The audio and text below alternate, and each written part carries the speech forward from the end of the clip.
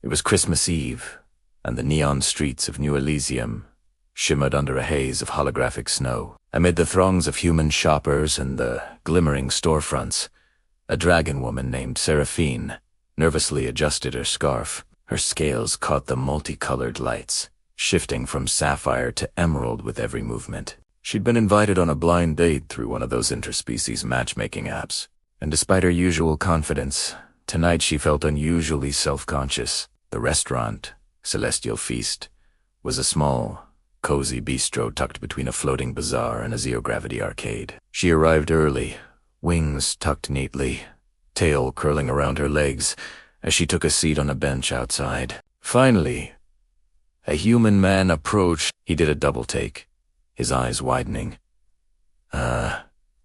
You're a dragon." His voice was a mix of surprise and pure hesitation. "Yes," Seraphine replied, forcing a polite, slightly strained smile. "I hope that's not a problem." He swallowed visibly. "Well, I thought you'd be, smaller." Seraphine forced another smile, but the sting of rejection hit her like a blaster bolt. The man quickly excused himself, mumbling something about needing to rethink things as he walked away, disappearing into the crowd. She sighed, curling into herself on the bench. It wasn't the first time she'd faced this kind of prejudice. Humans, even on a cosmopolitan planet like New Elysium, still carried ancient fears about dragons. Just as she was about to give up and head home, a small voice piped up. "Excuse me, are you alone?" Seraphine looked down to see a tiny human girl, maybe 7 or 8, clutching a stuffed robotic fox. Her eyes were wide, curious, and entirely without judgment. I guess I am," Seraphine admitted, her voice soft. "Can we join you?" The girl asked, tilting her head. "My dad said I shouldn't sit at the table by myself, and you look nice." Seraphine blinked. The pure innocence in the girl's voice melted something cold inside her. "You'd like to sit with me?" "Yes." The girl's smile was as bright as a supernova, and she quickly introduced herself as Lila. Her father, a weary-looking human with a cybernetic arm, trailed behind nervously. He seemed hesitant but allowed his daughter to lead him toward the empty booth next to Seraphine. Soon Seraphine found herself sharing a table with Lila and her dad, Jacob.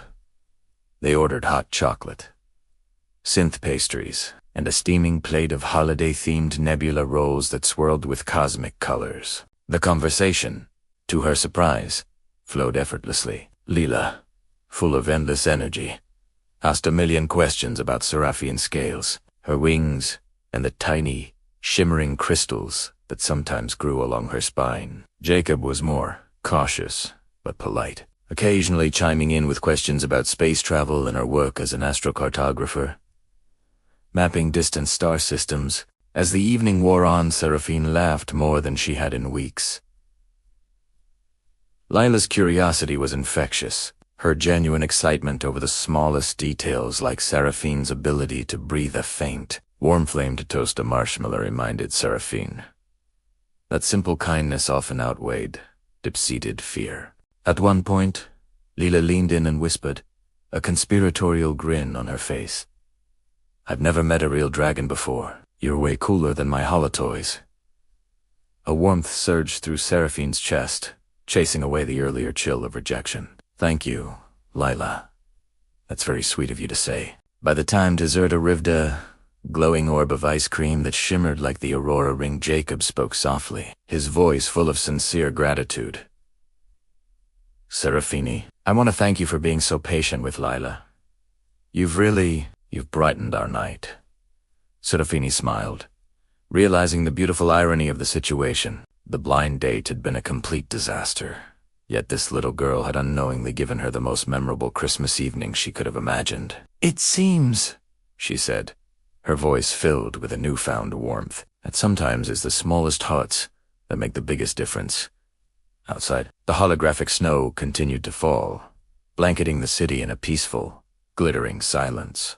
Seraphine waved goodbye to Lila and her dad, feeling lighter than she had in years. On the way home, she caught her reflection in the glass of a holoshop window. Her scales glimmered brighter than ever, and her eyes sparkled with something she hadn't felt in a long time.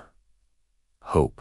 For the first time, she truly understood that acceptance didn't always come from where you expected it. Sometimes, it came from the innocent courage of the smallest among us and the simple magic of an unexpected invitation to sit together. And on that Christmas Eve, in a bustling city where humans and aliens often struggled to understand one another, a dragon woman learned that a little kindness could make the world shine brighter than any neon light.